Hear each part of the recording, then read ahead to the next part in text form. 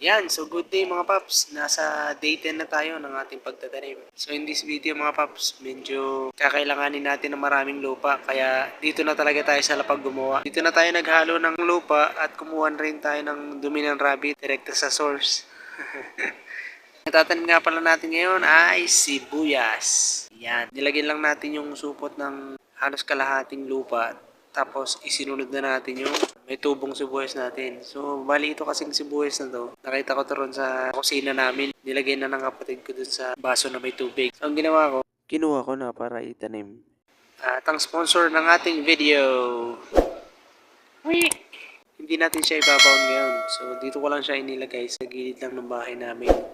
So, ang plano ko talaga dyan, ilalagay ko yan sa aming roof garden. Yun nga lang, nagawa pa kasi namin yung bubong kaya itong pinakang grow garden namin na nandyan sa taas, tatanggalin din yan muna. After namin magawa yung bubong, saka na lang namin iaayos ulit yung roof garden natin na sana, hopefully, mas malaki-laki and at the same, mas maayos yung magawa nating garden this time. So, yun lang mga paps.